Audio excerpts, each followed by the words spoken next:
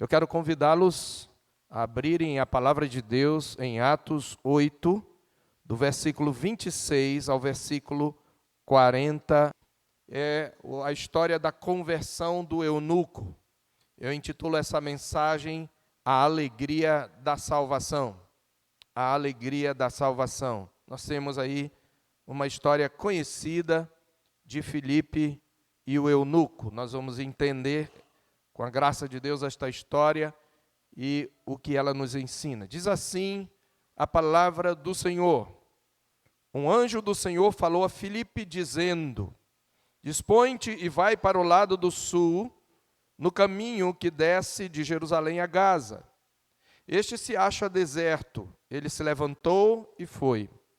Eis que um etíope eunuco, alto oficial de Candace, rainha dos etíopes, o qual era superintendente de todo o seu tesouro, que viera adorar em Jerusalém, estava de volta e, assentado no seu carro, vinha lendo o profeta Isaías. Então disse o Espírito a Filipe: Aproxima-te desse carro e acompanha-o. Correndo, Filipe ouviu-o ler o profeta Isaías e perguntou: Compreendes o que vens lendo? Ele respondeu: Como poderei entender se alguém não me explicar? E convidou Filipe a subir e a sentar-se junto a ele. Ora, a passagem da Escritura que estava lendo era esta: Foi levado como ovelha ao matadouro, e como um cordeiro mudo perante o seu tosqueador, assim ele não abriu a boca. Na sua humilhação lhe negaram justiça. Quem lhe poderá descrever a geração? Porque da terra a sua vida é tirada. Então o eunuco disse a Filipe: Peço-te que me expliques a quem se refere o profeta. Fala de si mesmo ou de algum outro? Então Filipe explicou, e começando por esta passagem da Escritura, anunciou-lhe a Jesus. Seguindo eles caminho fora, chegando a certo lugar onde havia água, disse o eunuco: Eis aqui água, quem impede que seja eu batizado? Filipe respondeu: É lícito, se crês de todo o coração. E respondendo ele, disse: Creio que Jesus Cristo é o Filho de Deus. Então mandou parar o carro, ambos desceram a água, e Filipe batizou o eunuco. Quando saíram da água, o Espírito do Senhor arrebatou a Filipe, não o vendo mais o eunuco. E este foi seguindo o seu caminho, cheio de júbilo. Mas Filipe veio a achar-se em Azoto, e passando além, evangelizava todas as cidades, até chegar a Cesareia. Amém. Senhor nosso Deus, nós pedimos que o Senhor aquiete o nosso coração, que o Espírito do Senhor subjugue a nossa carne. Todos aqueles que estão aqui presentes, de todas as idades, sejam pelo Teu Espírito subjugados, que a nossa mente seja cativa à obediência de Cristo. E mais uma vez, ó Deus, ensina-nos nesta noite, e que saiamos daqui aqueles que já têm Cristo comprometidos a obedecer o Senhor sem questionar, e a pregar o Evangelho a todos aqueles a quem o Senhor nos enviar, sempre usando as Escrituras e sempre confiando no poder do Espírito Santo, que convence do pecado, da justiça e do juízo, que batiza, que sela aqueles que creem para a salvação. Ajuda-nos nesta noite. E aqueles que ainda não têm Jesus, que Cristo, mais uma vez, seja exposto diante dos seus olhos, crucificado, e que eles venham a crer em Cristo para a sua salvação. Nós te pedimos isto a Deus, não pelos nossos méritos, mas pelos méritos de Cristo, que é aquele que proclama a palavra nesta noite. Nós te pedimos em nome dele. Amém. Eu queria começar com uma pergunta. O que é que lhe traz mais alegria nesta vida? O que é que deixa você mais feliz, mais contente, mais sorridente? Talvez você não pensaria em uma coisa só, mas várias. E certamente vai variar, ou vão variar as razões que nos deixam alegres. Eu estendo essa pergunta às crianças. O que deixa vocês mais alegres, crianças? O que faz com que vocês tenham mais alegria durante um determinado dia? O que vocês acham que tem que acontecer para que vocês fiquem felizes e se sintam felizes? Nós poderíamos enumerar muitas coisas que nos deixam alegres. E certamente a maioria delas tem a ver com a nossa vida neste mundo. O ponto é que nenhuma das alegrias que o mundo nos oferece, nenhuma das alegrias que nós podemos ter nessa vida, elas podem perdurar e elas podem também nos manter felizes, porque elas são passageiras. É certo que todas as alegrias, em geral, as alegrias deste mundo, elas são dádivas de Deus. Então é normal alguém se alegrar porque casou. É muito comum uma criança se alegrar porque ganhou um brinquedo, ou porque o papai que estava viajando voltou, ou porque vai ter a sua festa de aniversário. Talvez você tenha tido algum desses tipos de alegria, um jovem que está tentando seu espaço nesse mundo, conseguiu se formar, e ele fica alegre, ele tira fotos desse momento. Talvez o seu time nessa semana tenha ganhado, e você ficou feliz e está alegre. Quando um time fica campeão, você fica alegre por um tempo, mas você percebeu que não dura muito. Na primeira derrota a alegria se vai. Essa é a verdade. Essas alegrias não são em si mesmas ruins, nem pecaminosas. E Deus é a fonte de todas elas. A Bíblia diz que bom é para o homem comer, beber e alegrar-se, mas isso é dom de Deus, isso está em Eclesiastes. O ponto que, embora seja dom de Deus, essas alegrias são passageiras, e algumas delas se tornam enganosas, porque a gente pensa assim, quando aquilo que nos alegra deixa de existir, ou nos é tirado, ou passa o seu efeito, a gente acha que tendo um pouco mais daquilo de novo, a gente vai ter mais alegria. Por exemplo, para as crianças, depois que um brinquedo fica velho, você não tem muita alegria nele. Tem alguns que a gente até tem, né? Mas se você ganha um brinquedo novo, aí você renova a sua alegria. E você começa a achar que a sua alegria depende de um brinquedo novo, ou de uma brincadeira nova, ou do papai demorar com a mamãe mais tempo na praça, ou aqui na igreja para que você tenha tempo para brincar. Não é? Então, o ponto é que quando nós pensamos que a fonte da nossa alegria está nessas coisas, nas coisas deste mundo, mesmo que sejam dádivas de Deus, essa alegria se torna enganosa. Não por causa do Deus que nos proporciona essas alegrias, mas por causa das distorções induzidas pela nossa inclinação idólatra. A gente pensa que a gente só vai ser alegre de novo, ou só vai continuar a ser alegre, se aquilo que nos alegra neste mundo continuar existindo. Isto é porque nós costumamos olhar para aquilo que é um meio, como se fosse um fim. Para aquilo que é uma cisterna, um poço, como se fosse a fonte. Mas a fonte é Deus. Isso é tão verdade, que às vezes a gente acha que vai ter alegria se ganhar um salário maior, mas a gente descobre de repente, quando tem um aumento, que a alegria não se tornou maior. Talvez a nossa avareza possa aumentar e a gente gasta mais e fica mais endividado quando ganha mais. O ponto, meus irmãos, é que nós precisamos refletir sobre, de fato, qual é a alegria duradoura. O livro de Atos, como na verdade acontece com os escritos de Lucas, isso acontece com o Evangelho também, ele está repleto de alegria. Alegria, meus irmãos, é uma das palavras-chave no livro de Lucas. Ele usa pelo menos 2 sinônimos que eu me lembre para a palavra alegria. Uma delas é traduzida por alegria, a outra, às vezes, é intercambiável, traduzida por júbilo, regozijo. A ideia de alguma coisa que faz os seus olhos brilharem, faz você querer pular. Lucas é cheio de alegria no seu Evangelho e no livro de Atos. Este é um dos traços prediletos de Lucas nos seus retratos da vida cristã. Ele vai mostrar que a alegria é um ingrediente sempre presente na comunidade dos santos. Ele vai falar isso, ele começa no capítulo 2, verso 28, eu vou dar um breve passeio para você entender.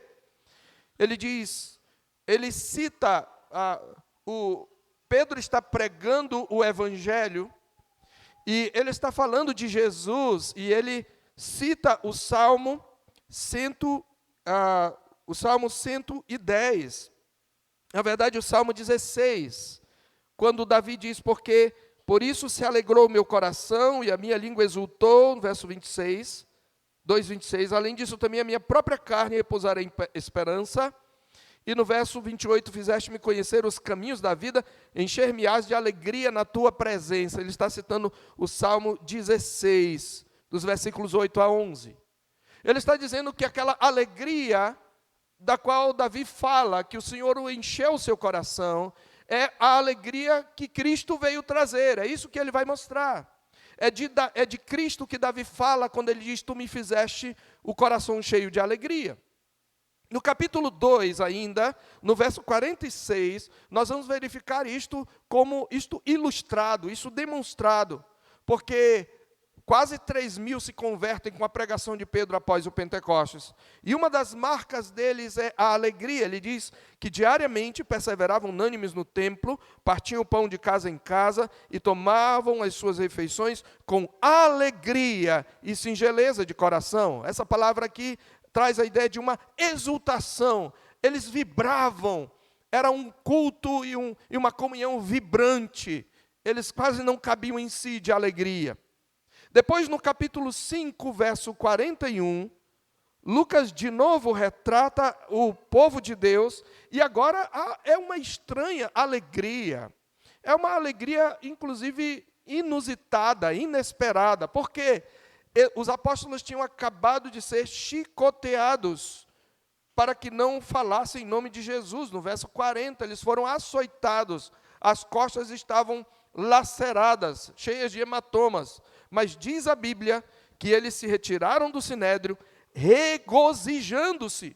Eles foram afrontados, proibidos de pregar o evangelho, açoitados, mas diz que eles saíram regozijando-se por terem sido considerados dignos de sofrer afrontas por esse nome. Eles sentiram a alegria de sofrer. Veja aí. Olha o paradoxo. Olha a contradição. Para eles é uma alegria sofrer pelo nome de Jesus. Esta é a alegria que Lucas mostra. Aqui no capítulo 8 mesmo, que nós lemos, no versículo 8, a Bíblia diz que quando o evangelho chega em Samaria, diz, e houve grande alegria naquela cidade. A alegria contagiou a cidade por causa do evangelho. E de novo, no verso 39, desse mesmo capítulo, está escrito que quando saíram da água, esse é o final dessa narrativa que lemos, o eunuco seguiu seu caminho cheio de júbilo. Nós poderíamos mencionar ainda, no capítulo 11, verso 23, a alegria pela conversão dos habitantes de Antioquia, quando o próprio Barnabé se alegra com eles, em 11:23, ele se alegra com eles, tendo ele chegado e vendo a graça de Deus, alegrou-se, e exortava a todos que com firmeza de coração permanecessem no Senhor. Ainda no capítulo 13, 52, capítulo 13, verso 52, está escrito que os discípulos, isto aqui, logo na conversão dos gentios que estão ouvindo a palavra de Deus na viagem missionária em Antioquia, diz que os discípulos, porém, transbordavam de alegria e do Espírito Santo. Não para aí.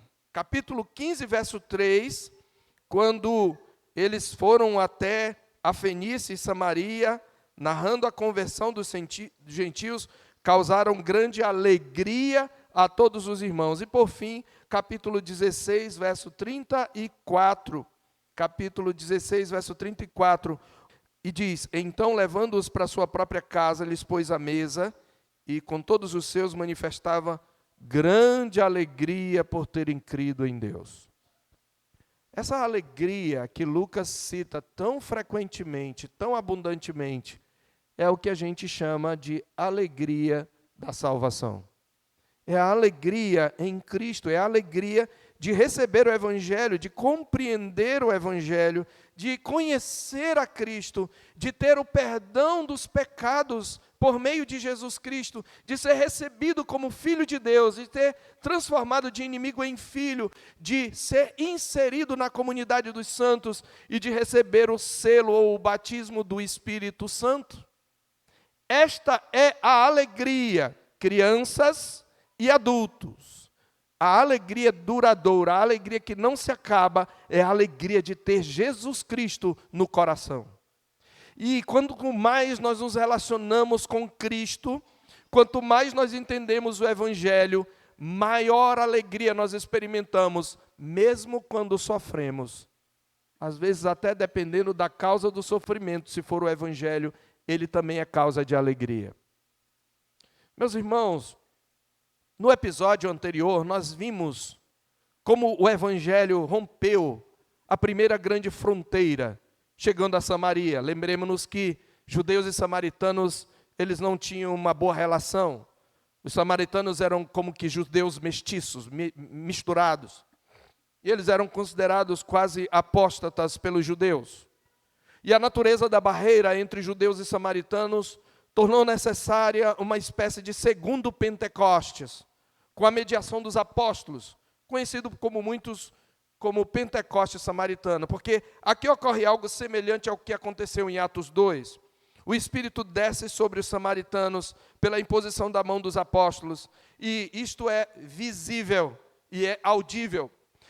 Lucas não diz aqui, mas provavelmente ocorre o mesmo fenômeno em termos do que eles fazem, que ocorreu em Atos. Eles começam a falar em línguas, não língua de anjo, não língua estranha, mas língua de nações, como aconteceu em Atos 2, e eles começam a profetizar, possivelmente mencionando a palavra de Deus. E nós devemos lembrar, antes de nós adentrarmos nesse texto com o título A Alegria da Salvação, nós devemos lembrar aqui algumas verdades que são importantes aqui, alguns fatos importantes para o entendimento do batismo dos samaritanos com o Espírito Santo e a sua forma inusitada. O que ocorreu aqui, quando os apóstolos impuseram as mãos, no versos 15, do verso 15 aos 17, é de fato o batismo com o Espírito. E ele ocorre posterior à conversão, e não no ato da conversão, à semelhança de Atos 2. Mas para que a gente não entenda erradamente e use erradamente esse texto, como fazem alguns, nós precisamos entender alguns fatos importantes para esse batismo de forma inusitada. Eu quero que você tenha em mente esses fatos que estão todos no contexto de Lucas, de Atos. Porque assim você vai aprender a responder àqueles que perguntam se você é ou não é, você que é crente, membro da terceira igreja, batizado com o Espírito Santo. Diga sim, porque todos aqueles que creem em Jesus são batizados com o Espírito Santo. Isso não depende de um sinal externo, isso depende, na verdade, da atuação interior do Espírito, e o fruto do Espírito está lá em Gálatas 5:22. E para nós entendermos o porquê desse acontecimento, dos apóstolos terem que impor a mão, descer a Samaria, impor a mão para que eles recebessem o Espírito Santo, precisamos ter em mente alguns fatos. Primeiro, eu quero que você note que Lucas, quando narra o fato dos samaritanos recebendo o Espírito, ele o narra usando expressões que comunicam que algo que ordinariamente não era esperado está acontecendo. Aquilo que está acontecendo aqui, Lucas deixa claro que não é normal. Não era normal receber o Espírito Santo. O normal é receber o Espírito Santo após a profissão de fé. Ele diz isso no verso 15 a 17, os quais, os apóstolos Pedro e João, quando os apóstolos ouviram que estavam em Jerusalém, ouviram que Samaria recebera a palavra de Deus, enviaram-lhe Pedro e João, apóstolos. Quem evangelizou aqueles samaritanos foi Filipe, ele era um diácono. E eles foram para lá para quê? Os quais, descendo para lá, oraram por eles para que recebessem o Espírito Santo. Veja a explicação de Lucas, por que eles fazem isso. Verso 16, porquanto não havia ainda descido sobre nenhum deles. Quando ele diz não havia ainda descido, ele está dizendo alguma coisa que deveria acontecer não aconteceu. Não era essa a norma. Mas somente haviam sido batizados em o nome de Jesus. Por que somente? Porque normalmente, sendo batizados em nome de Jesus, eles eram automaticamente batizados do Espírito Santo, é o selo do Espírito. Então, eu demonstrei como as expressões ainda não e somente indicam que a descida permanente do Espírito Santo após o batismo seria a norma. Ao dizer que somente haviam sido batizados em nome de Jesus, Lucas está se referindo ao batismo com o Espírito Santo como algo que deve acompanhar normalmente o batismo e a profissão de fé cristã. Portanto, o que aconteceu não é normativo, mas é um fato extraordinário e, consequentemente, não devemos esperar que haja o mesmo fenômeno hoje, pois nem mesmo era comum no livro de Atos. Você entendeu? O que eu estou dizendo é porque algumas pessoas usam esse texto para dizer, olha, o homem de Deus vem aí, e geralmente não é todo crente, né? É um homem de Deus poderoso que vem aí, e ele vai orar, e vai impor a mão, e você vai receber o batismo com o Espírito Santo. Esse fato é extraordinário, é único, ele tem uma razão específica e ele não é normativo, ele não é uma norma. Segundo fato, a manifestação visível e audível da descida do Espírito Santo sobre os convertidos, em todo o livro de Atos, a manifestação visível, ela só ocorre em 4 ocasiões.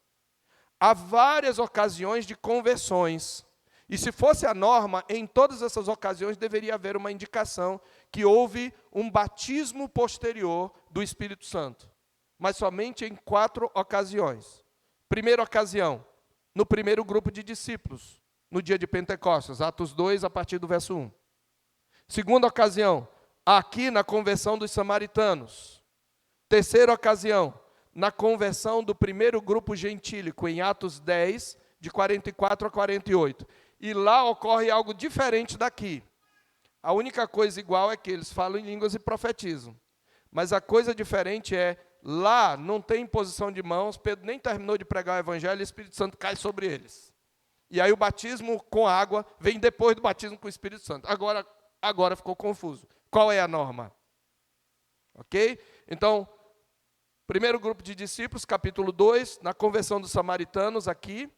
Terceiro, na conversão do primeiro grupo gentílico. E quarta vez, sobre os discípulos de João que não conheciam o batismo cristão nem o Espírito Santo, em Atos 19, de 1 a 7. Depois você que anotou, pode ler em casa.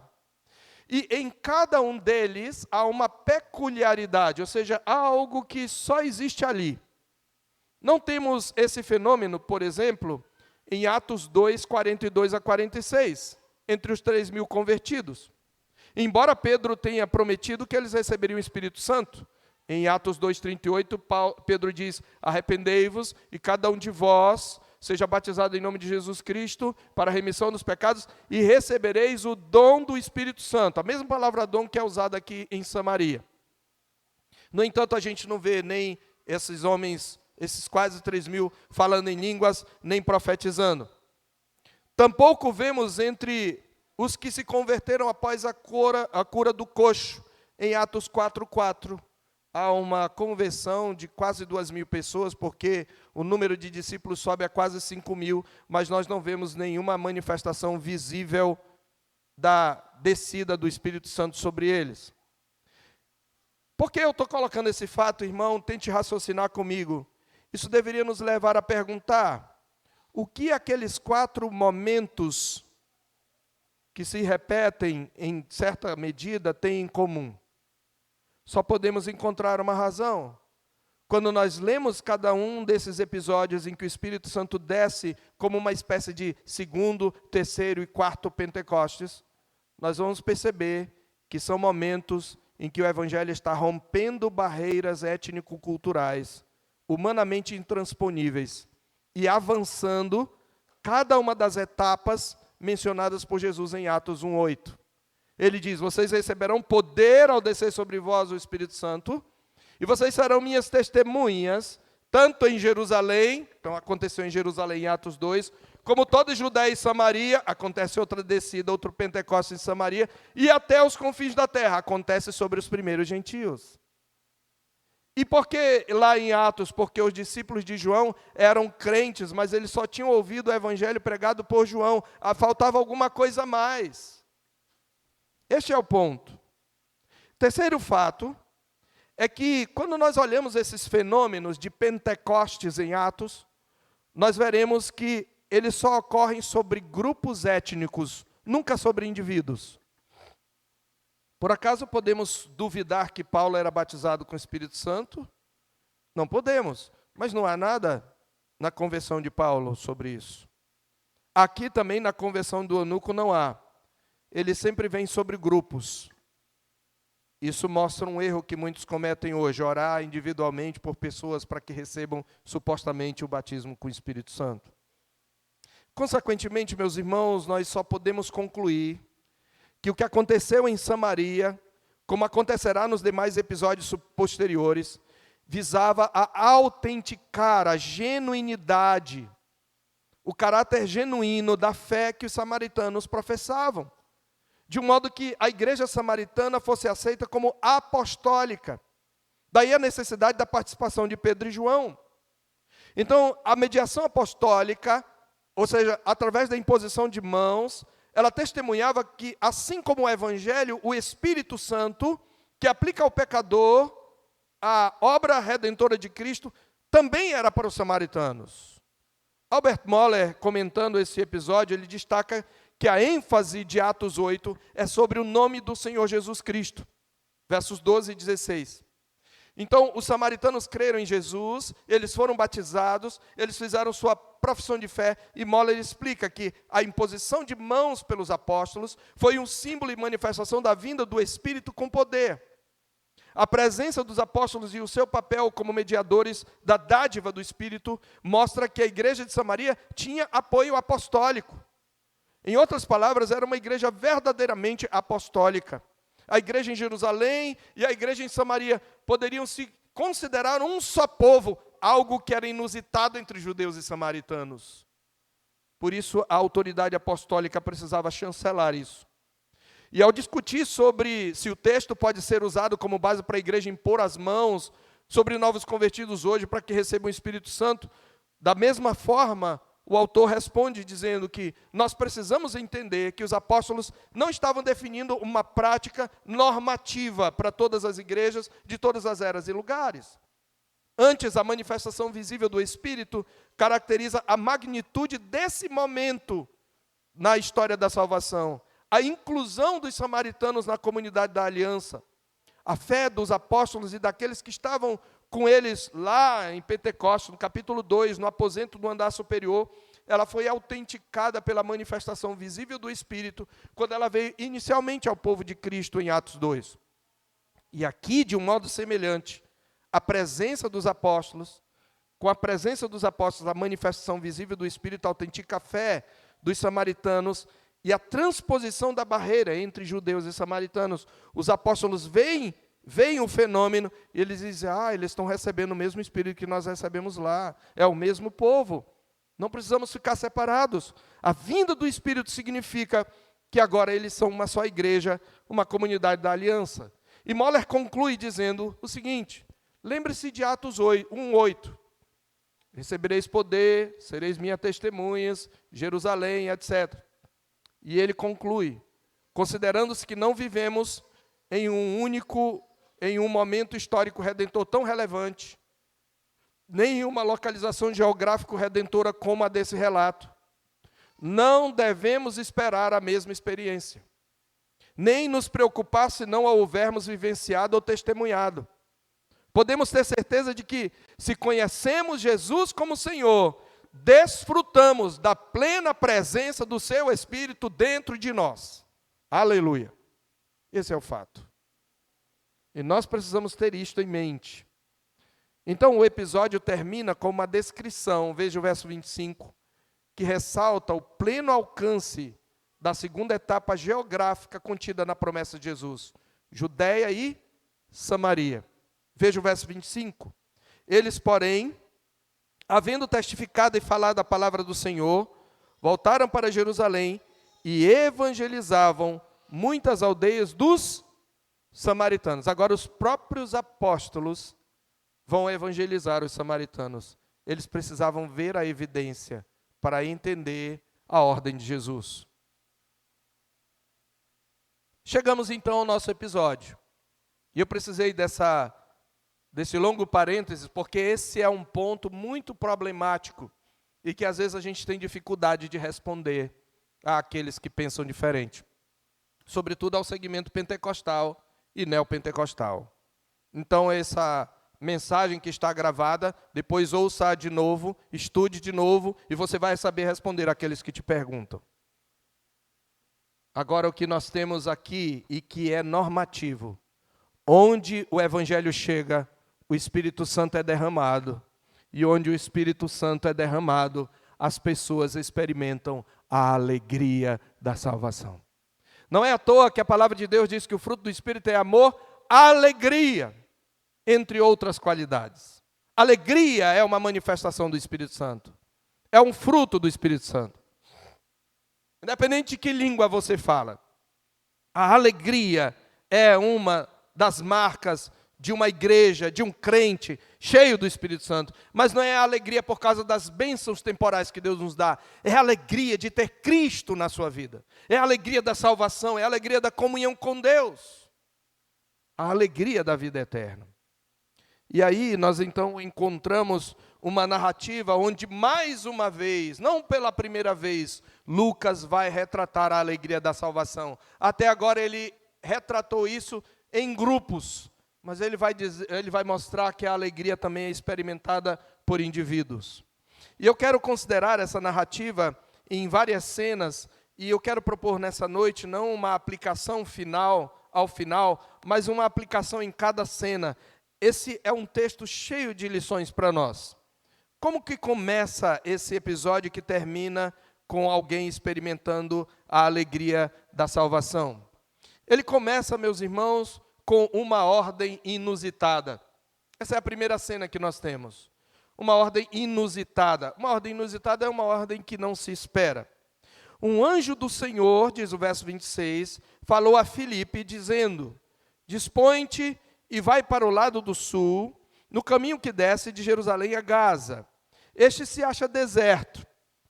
Então, o que acontece aqui é, obviamente, aparece um anjo. Aliás, esses capítulos, especialmente aqui, o 8, o 9 e o 10, eles vão conter vários fatos extraordinários e inusitados. E o que esses fatos revelam é Deus agindo de maneira direta, imediata, sobrenatural. E nós deveríamos perguntar por quê. E aqui eu preciso abrir eu vou tentar ser breve no meu parênteses.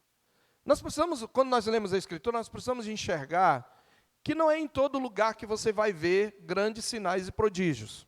Você vai ver sempre Deus agindo, mas você não vai ver sinais visíveis em todo o tempo na Escritura. Se você pegar a história de José, você vê que Deus está atuando, mas você não vê grandes sinais. Você vê um sonho, obviamente, que é interpretado e é cumprido. Quando John Stott, no livro Batismo e Plenitude do Espírito Santo, ele diz que em toda a Escritura você tem o que ele chama de 4 constelações de milagres.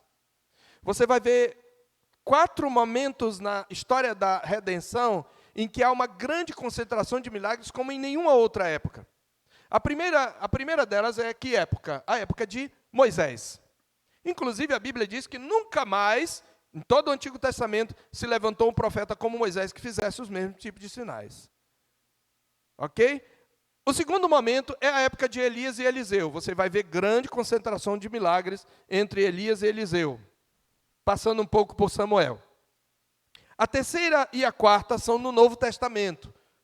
A terceira com Jesus, uma grande concentração de milagres, e a quarta com os apóstolos, aqui em Atos. E coincidentemente, John Stott mostra que essas etapas são exatamente os momentos quando a Escritura está sendo escrita. Quem é Moisés? É o primeiro a nos escrever e nos dar os 5 primeiros livros.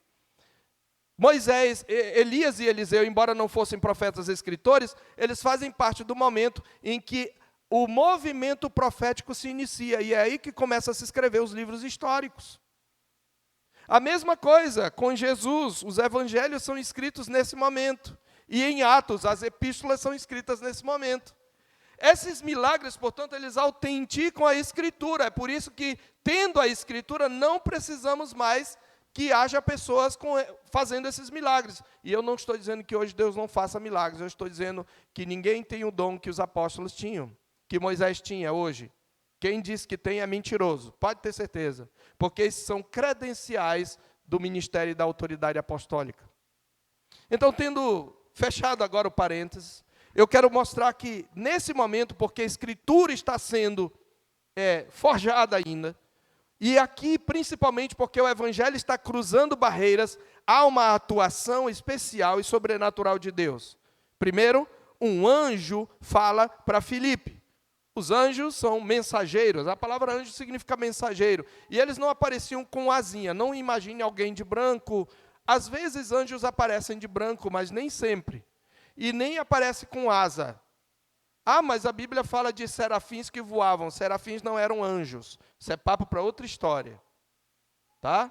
Serafins são seres de fogo, inclusive a descrição deles é bem estranha, certo? Assim como querubins. Vocês viram um desenho do que seria um querubim quando o pastor Márcio Alonso veio para cá. Então, você imagina que não é aquele ser loiro de olhos azuis, com cara europeia, e enfim.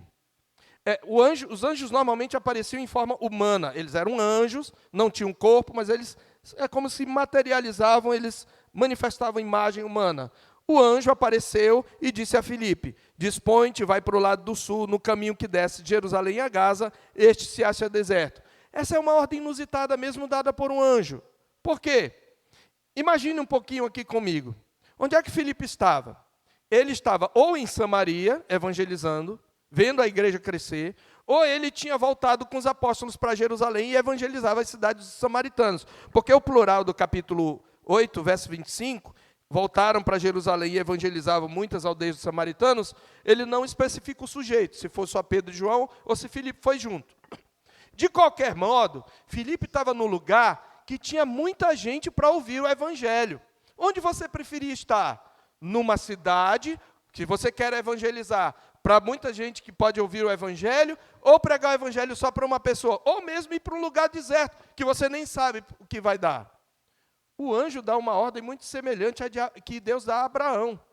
Ele não diz para quê, ele não fala de uma cidade, ele diz: vai para o caminho que desce de Jerusalém a Gaza. A cidade de Gaza é uma das 5 cidades da Pentápolis filisteia, o grupo de 5 principais cidades dos filisteus, e ela havia sido destruída por Alexandre o Grande. E como resultado, a estrada que originalmente de Jerusalém a Gaza, nessa época, ela estava quase em completo desuso. Era muito improvável que Filipe achasse qualquer pessoa nessa estrada. Ela era uma estrada em desuso, porque uma nova estrada naquela direção havia sido construída. Então a ordem não faz sentido. Ninguém mais usava a estrada antiga de Gaza. Então era praticamente como se Deus estivesse encaminhando Filipe para o meio do deserto. E ele ainda disse: o caminho para onde você vai se acha deserto. Faz sentido para você? Não tem razão aparente para essa ordem. Queridos, aqui tem uma primeira lição. Se é que você já pegou algumas. Às vezes Deus vai te dar ordem, na sua palavra, algumas coisas que Deus nos manda fazer pelo seu reino, não parecem fazer sentido. Às vezes não vai ter lógica para você. Mas você não deve questionar, porque Deus conhece todas as coisas. Deus pode dar ordens inusitadas. E eu sei que muitas vezes, até nas coisas que são lógicas, por causa do nosso coração endurecido, tem muita coisa que Deus diz na Escritura que você diz: eu não sei por que Deus mandou isso aqui. Eu não entendo. Não é? Às vezes tem certas coisas que Deus nos manda fazer, por exemplo, como marido e como mulher, que eu não sei como que Deus me manda fazer isso. Que coisa difícil. Por que Deus não mandou uma coisa mais fácil? A gente sempre questiona. Mas Filipe, ao contrário da maioria de nós, não questionou.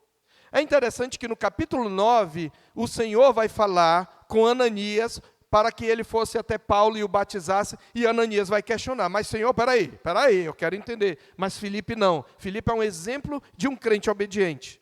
Diz apenas que ele se levantou e foi. Filipe realmente era cheio do Espírito Santo. Realmente era comprometido com o Evangelho. E se Deus, ele tem certeza que é Deus. É claro que você primeiro tem que ter certeza que é Deus. Aqui Lucas está dizendo que um anjo falou com ele. Eu sei que um anjo não vai falar com você. Mas há muitas ordens da palavra de Deus. Há conselhos de bons conselheiros que vão falar com você. E parece que não vai fazer sentido. Mas Deus é soberano. E Filipe entendia isso. E ele obedeceu ao mandamento do Senhor. E desceu de Samaria. Veja outra coisa, outro fato. Filipe deixou um ministério frutífero, no meio de multidões, para ir para um lugar deserto. Às vezes, queridos, Deus quer nos enviar para lugares onde a gente não vai ter uma mega igreja. A gente vai ter apenas um pequeno grupo. Os missionários, quando evangelizaram várias aldeias dos indígenas aqui, por muito tempo, eles quase não tiveram conversão.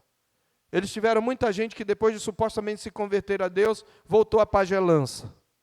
E demoraram 50 anos para que o evangelho pudesse trazer algum fruto, por exemplo, entre os Yanomami. E muitos morreram sem ver o fruto.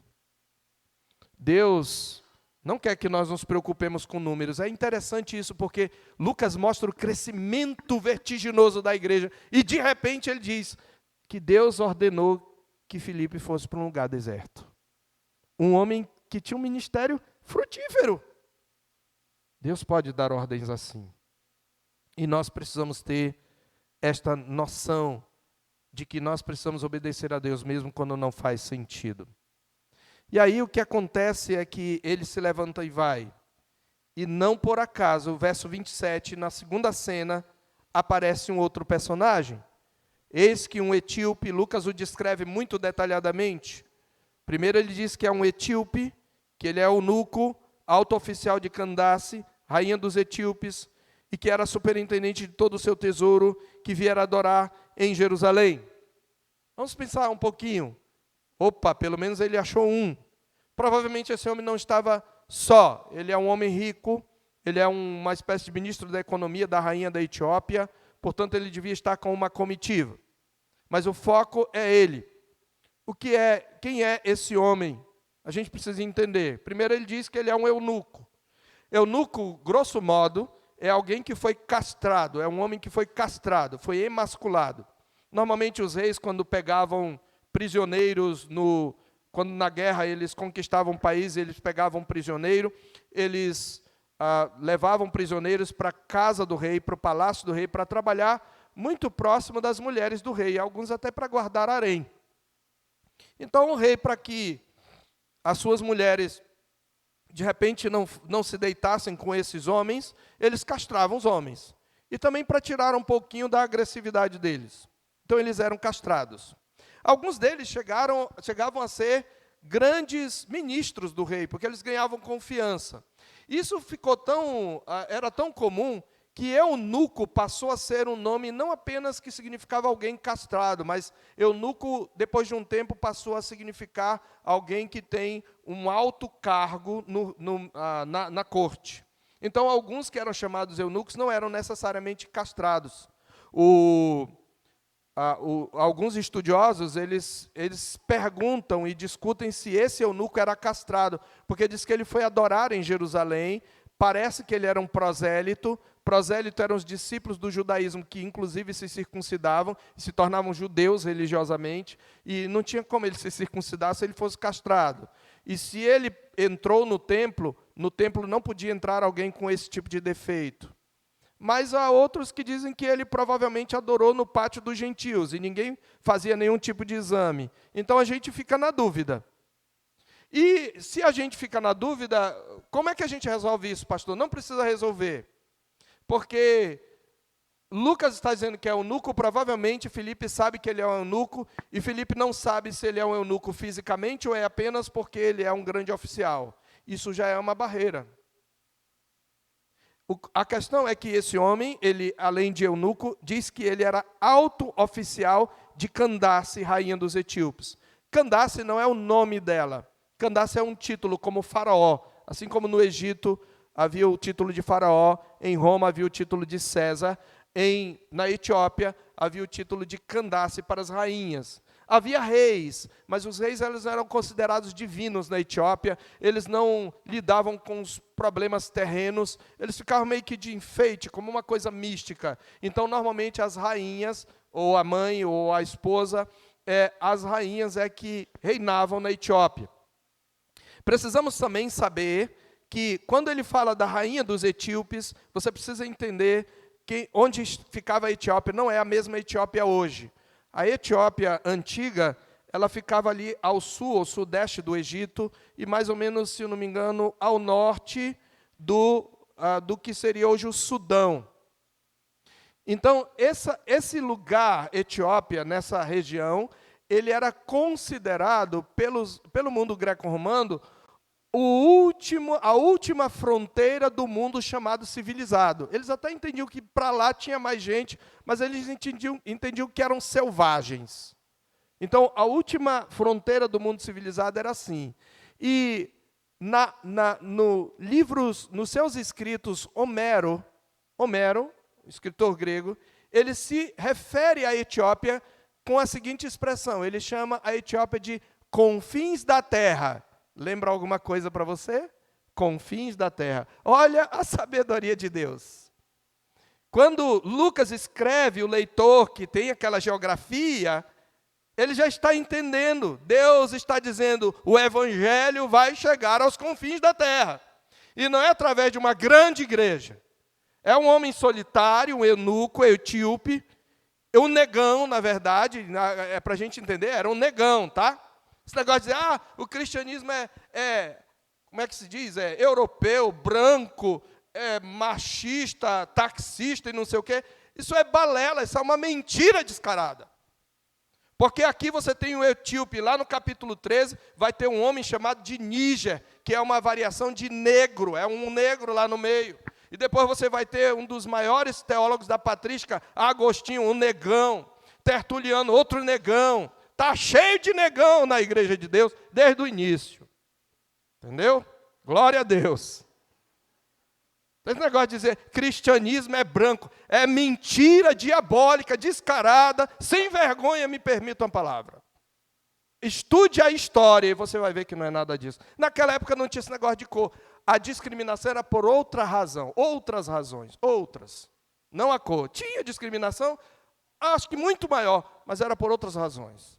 Então, é um negão que está lá, solitário, etíope, e ele vem, e ele tinha ido adorar em Jerusalém. Outra coisa que Lucas fala.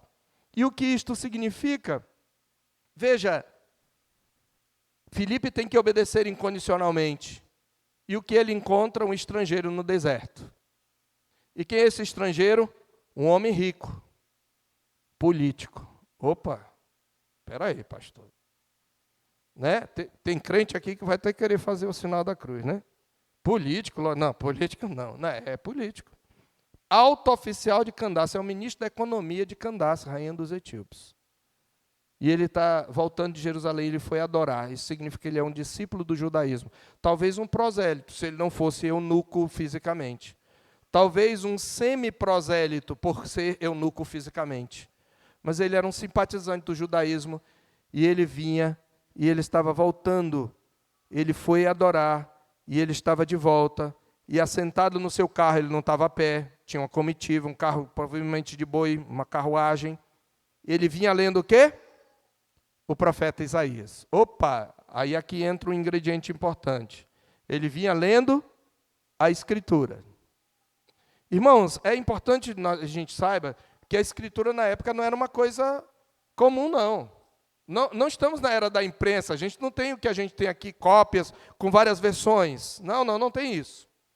A Escritura era algo raro, ainda mais que era em rolo. Provavelmente ele estava só com o rolo de Isaías. Então, porque ele tinha condições. Então, ele tinha uma cópia da Escritura de Isaías. E ele vinha lendo. A Escritura ela era lida em público, na sinagoga, porque nem todo mundo tinha em casa. Ok? Então, ele vinha lendo a Escritura. E diz a Bíblia que aí vem outra manifestação divina, que é do Espírito Santo. O Espírito disse a Filipe. Essa é a outra cena. O Espírito diz a Filipe. Então, o Espírito fala a Filipe. Então, há uma ordem inusitada. Depois ele encontra um estrangeiro no deserto. Em terceiro, o Espírito Santo, não sabemos como o Espírito falou, mas ele falou e Filipe ouviu. Esse é o ponto. E aqui temos uma boa lição, uma lição doutrinária. Se o Espírito fala, ele é uma pessoa. Não é uma força ativa, como dizem as testemunhas de Jeová. Né? Não é algum tipo de força impessoal, ele é uma pessoa. Ele fala, ele se comunica, ele é um ser pessoal, a terceira pessoa da Trindade. Essa é uma boa manifestação da personalidade do Espírito Santo. E ele fala a Filipe, aproxima-te desse carro e acompanha-o. É interessante que ele não dá detalhes. Primeiro ele diz, olha, vai para o caminho do deserto. Aí ele vê, o Espírito só diz, aproxima e acompanha. O Espírito não fala mais nada para Filipe, não diretamente. Mas Filipe não precisa. Ele sabe da ordem de Jesus. Ele é um crente comprometido com o reino. E quando ele se aproxima, o homem está lendo a Escritura. E correndo Filipe, ouviu ler o profeta Isaías e perguntou, compreendes o que vens lendo? E aqui você tem um método de evangelização, simples. Não tem nada de evangelismo explosivo. Ele segue a ordem do Senhor, não tem muita lógica, e o primeiro que ele encontra, ele vê, o homem está lendo em voz alta, tá? Ele não está lendo em silêncio. Normalmente se lia em voz alta, até para se aprender a ler. O homem está lendo em voz alta, e ele ouve, e ele conhece a passagem. E aí, ele começa com uma pergunta. É assim que você começa pregando o Evangelho. Pergunte para o outro qual é a compreensão que ele tem do Evangelho. Presta atenção, crente, eu estou lhe dando dica de como você evangelizar. Você começa fazendo perguntas que levam você a compreender qual é o entendimento que a pessoa tem da pessoa, do ser de Deus, da pessoa de Jesus Cristo, das Escrituras. Faça perguntas. Aqui está como você iniciar uma conversa evangelística. E o homem já está lendo a Escritura, então ele diz, você compreende o que você lê? E o eunuco dá uma resposta muito interessante. E essa resposta demonstra humildade, ele é um alto oficial, ele é um homem letrado, ele inclusive é um adorador, ele é um estudioso das Escrituras, mas ele não tem o Espírito Santo, ele não tem a salvadora compreensão das Escrituras. E ele responde humildemente, verso 31, como poderei entender se alguém não me explicar? Então, Filipe aproxima-se, Filipe toma iniciativa, Filipe faz uma pergunta fundamental para ver qual é a compreensão que ele tem do Evangelho. E agora, então, ele diz, como eu posso compreender se alguém não me explicar? E ele convida Filipe para subir no carro. O carro tem a carruagem suficiente espaço. Irmãos, aqui nós aprendemos mais uma lição, são muitas. Nós aprendemos, veja, o anjo falou. Você já parou para perguntar por que o anjo não chegou e pregou logo para o eunuco? Podia facilitar, né, para Filipe, ele ter que caminhar esse tempo todinho no deserto, provavelmente foi ali por volta de meio-dia. Você não parou para perguntar, por que o Espírito Santo mesmo não explicou? Ele falou para Filipe, por que ele não falou para o eunuco? Porque aprove a Deus salvar aos que creem pela loucura da pregação. Porque Deus quer usar homens para a salvação de homens. Deus não vai abrir mão disso, esse é o meio que ele usou, que ele decretou. Essa pergunta do eunuco, ela corresponde à pergunta de Paulo em Romanos 10, 14b. E como ouvirão se não há quem pregue? Irmãos, para que as pessoas se convertam, a pregação do Evangelho é necessária. Nós podemos distribuir Bíblias, é importante distribuir Bíblias, pessoas até podem se converter de alguma maneira, lendo a Bíblia, porque provavelmente já ouviram outra explicação, mas de fato o meio ordinário que Deus usa para a salvação dos seus eleitos é a pregação do Evangelho, a doutrina da eleição, a soberania de Deus, não anula a necessidade da pregação. Pelo contrário, ela é a base dessa necessidade, porque Deus decretou os fins e os meios. Ele não só decretou salvar aqueles a quem Ele quer, Ele decretou que vai salvá-lo pela pregação, usando pecadores como eu e você. A pregação é necessária para a salvação. Deus queria salvar aquele homem, mas Deus não enviou o anjo, o seu Espírito não falou diretamente. Tem dois elementos aí que são fundamentais na salvação de almas. Primeiro, você tem a Escritura. Veja, o Espírito Santo fala diretamente. Você não parou para perguntar, por que então a Escritura? Porque a Escritura é o meio que Deus estabeleceu. É pela Escritura. Essa é a norma. Essa é a norma. Então você vai ter a necessidade da pregação. Como poderia entender se alguém não me explicar? E você vai ter em seguida o papel das Escrituras. Diz a Bíblia que a passagem que ele estava lendo era a passagem de Isaías 53, de 7 a 8. Essa passagem é aquela do sofrimento, né? Do cântico do servo sofredor. Ele foi traspassado pelas nossas transgressões, moído pelas nossas iniquidades. É o Evangelho segundo Isaías, uma passagem escrita 700 anos antes. Ele estava lendo os versos 7 e 8. Foi levado como ovelha muda ao matadouro, e como um cordeiro mudo perante o seu tosqueador, assim ele não abriu a boca. Na sua humilhação lhe negaram justiça. Quem lhe poderá descrever a geração? Porque da terra a sua vida é tirada. Então o eunuco disse a Filipe, peço que me expliques a quem se refere o profeta. Fala de si mesmo ou de algum outro? Entre os judeus, entre os rabinos, já havia uma discussão sobre a quem Isaías se referia, e eles nunca chegaram a uma conclusão. Alguns diziam, não, ele se refere a Israel, mas como Israel foi traspassado pelas transgressões de Israel? Outros pensavam que poderia ser o Messias, mas como o Messias pode sofrer se ele é um vencedor? E até hoje, entre os rabinos, essa é uma passagem bem complicada, que eles evitam falar, porque ela só pode se encaixar com Jesus. Então, partindo daquela passagem, diz a Bíblia, então Filipe explicou, e começando por esta passagem da Escritura, anunciou-lhe quem? A Jesus. Aqui mais uma lição, queridos, eu não estou nem enumerando. Aqui mais uma lição. Toda pregação da Escritura tem que apontar para Jesus. Veja, é uma passagem do Antigo Testamento.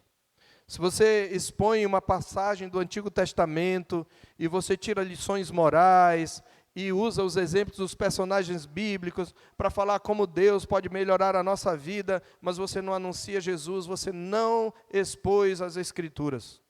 As Escrituras falam de Gênesis a Apocalipse, de Jesus Cristo. Vocês estiveram aqui, eu ouvi os vídeos, os presbíteros pregaram. Presbítero Nadiel, presbítero Davi, presbítero Felipe, presbítero, no último agora, presbítero Isaías. Você vai perceber, o presbítero Nadiel pregou no Antigo Testamento, mas no final ele apontou, ele mostrou como o texto aponta para Cristo. Porque toda pregação precisa apontar para Jesus. Porque Ele é o Salvador, Ele é o Senhor, Ele é o mediador.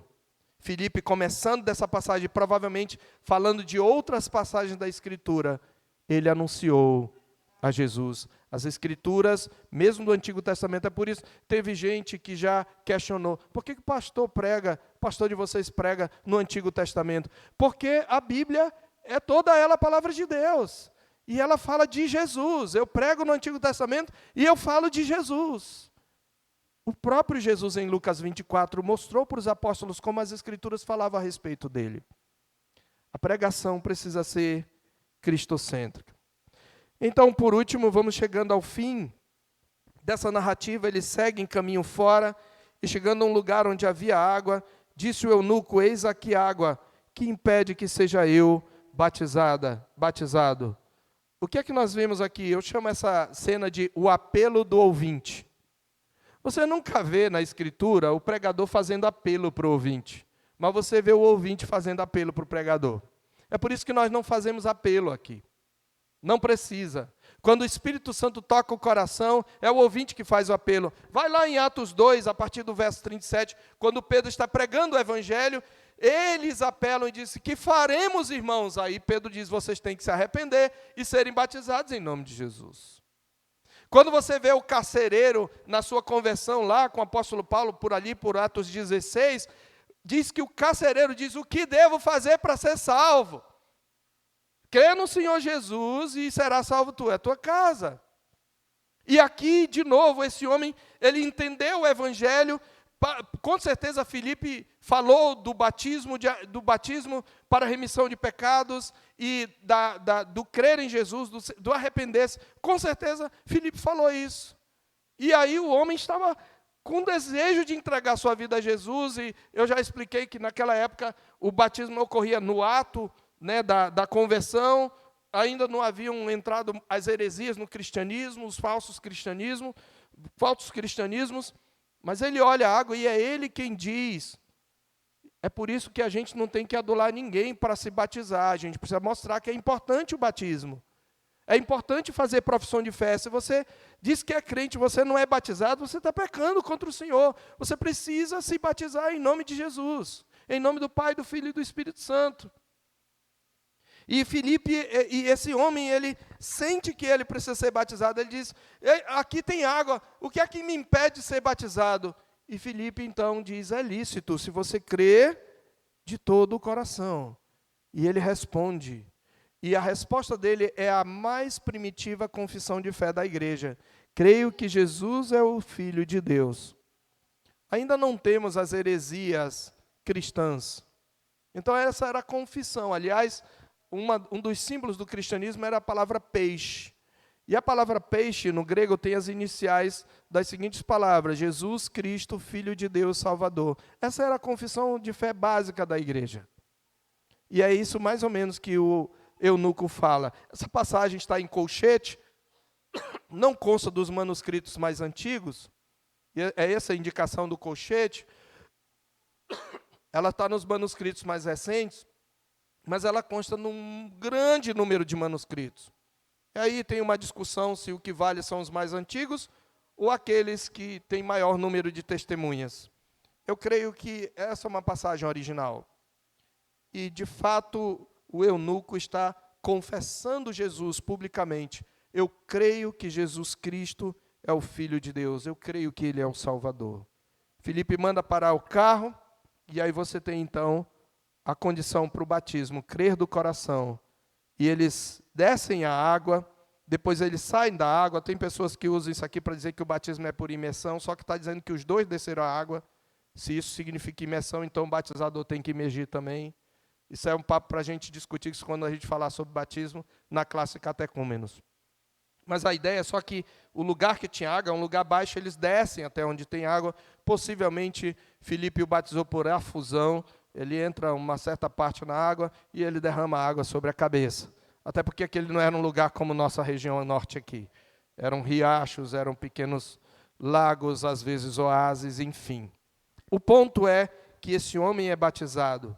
E aí um outro fato inusitado, extraordinário acontece. Quando saíram da água, o Espírito arrebatou a Filipe. Não o vendo mais o eunuco. Filipe sumiu. Mas o eunuco não ficou triste nem assustado. O que você vê como final da história? A alegria da salvação. O eunuco segue o seu caminho sozinho, mas ele não está mais só, porque o Espírito Santo está nele. Sim, ele foi batizado com o Espírito Santo, porque ele tem o fruto do Espírito. Ele tem a alegria da salvação. É interessante notar que na história da igreja, a Etiópia é um dos primeiros países a terem sido alcançados com o Evangelho. Com certeza esse homem chegou na Etiópia e pregou o Evangelho. E Deus lhe deu sabedoria para pregar. A igreja etíope é uma das igrejas mais antigas do mundo. E o Evangelho foi para os confins da terra. Um negro, talvez castrado, estrangeiro, não dependeu nem dos apóstolos. Paulo nem sequer ainda havia se convertido. E Deus já providenciou para que o evangelho chegasse à fronteira sul do mundo civilizado de então. Deus é soberano para levar adiante o evangelho. E Ele pode usar multidões que se convertem, Ele pode usar uma pessoa que se converte, e nós precisamos nos alegrar quando uma pessoa se converte, porque nós não sabemos o que Deus vai fazer através dela. Você sabe quem foi o homem que Deus usou para a conversão de Charles Spurgeon? Você por acaso sabe quem foi o evangelizador de Billy Graham? Talvez alguns saibam, mas a maioria não sabe. Vocês sabem quem foi que evangelizou João Calvino? Você não vai provavelmente descobrir, é um mistério, ele já aparece convertido. Nós não sabemos. E como Deus pode usar? E eu termino com essa história. Eu me lembro do missionário Ronaldo Lidório, que estava explorando lugares não alcançados na Amazônia, viajando a pé e de barco, com uma mochila nas costas, com o objetivo de plantar igrejas, descobrir lugares, enviar missionários para lá. E ele chegou num lugar e havia um grupo indígena que não era considerado não alcançado, estava varrendo o local, e ele tinha um intérprete, e ele falou então por intermédio do intérprete: bom dia, tudo bem com vocês? E eles disseram: tudo bem, graças a Deus. E isso levou a estranhar. E o que vocês estão fazendo aí? Nós estamos preparando o terreno para o culto. Como assim para o culto? Vocês são cristãos? Sim, eles responderam: somos cristãos, graças a Deus, lá no meio da mata. Mas quem pregou o evangelho para você? Ah, foi o seu João, ele mora num flutuante. Então o Ronaldo Lidório quis conhecer, o reverendo Ronaldo quis conhecer esse seu João e procurou, e foi lá, e o seu João estava lá no flutuante. Um homem que mal sabia falar, pouco sabia ler, mas era um crente em Jesus, um missionário que Deus usou. Ele pescava, o flutuante ia conforme a vazão do rio, e onde ele chegava, ele pregava o evangelho, e de alguma maneira ele aprendeu a língua dos índios, e ele pregou o evangelho sem nenhum treinamento missionário. Não quer dizer que se você pode ter, você não deve ter, você deve ter, mas não era o caso dele. E ele chegou lá, então se apresentou: seu João, sou eu, o senhor que pregou, fui eu que preguei, eu sou crente da Assembleia de Deus, e eu moro aqui com os meus filhos.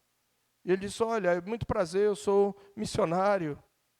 E o seu João ficou alegre quando ele falou missionário, e aí ele gritou para a mulher: mulher, vem cá, vem aqui, vem conhecer um missionário de verdade.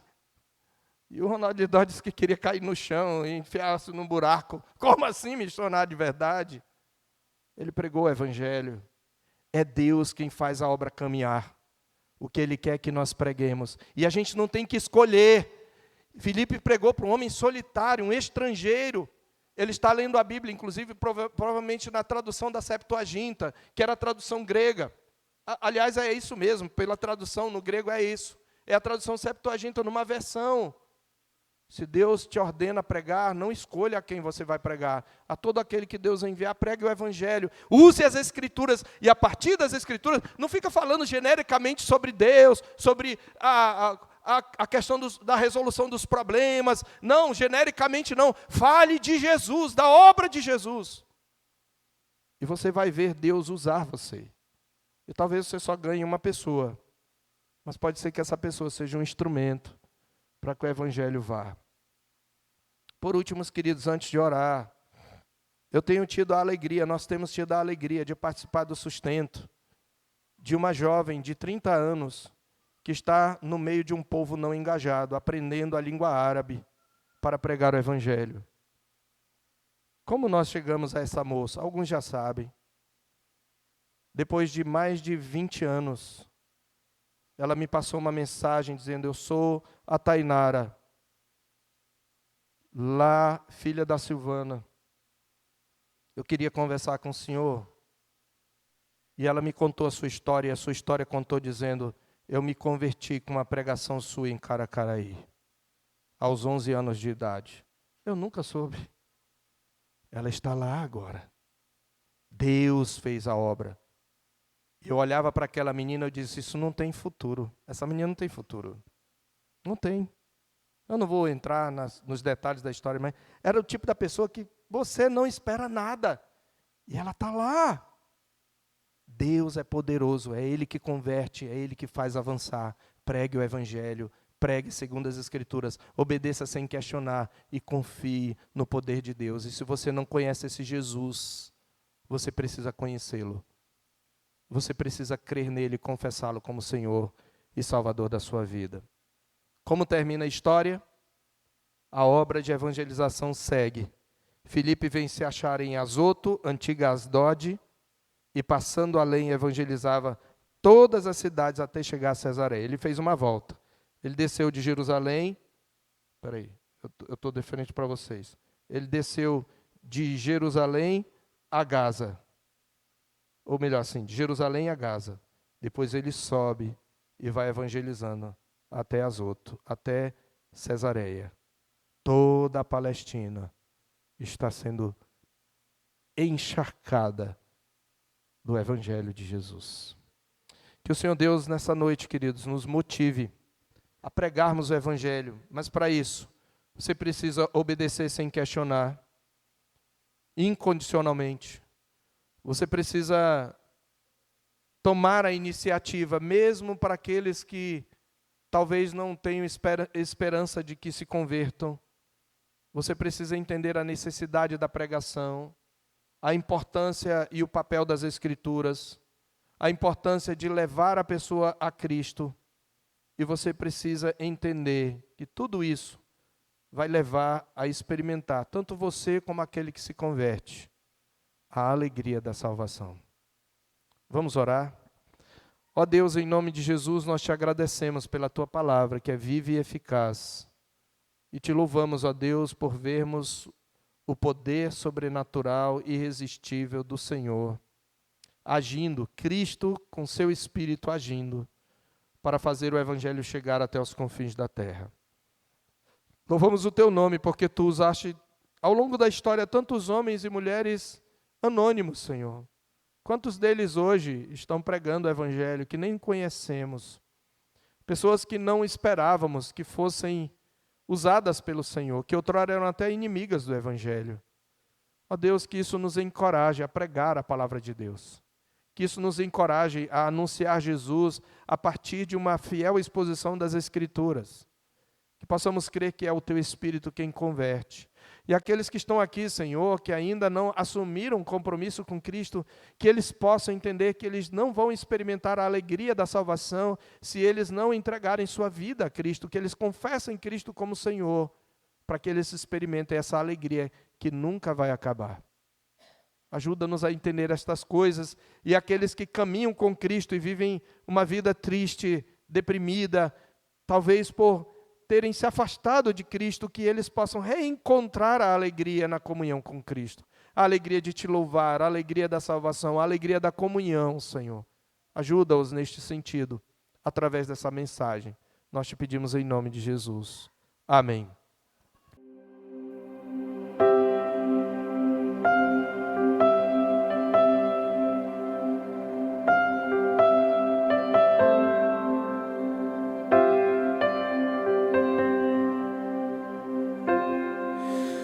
Tu és bem-vindo aqui.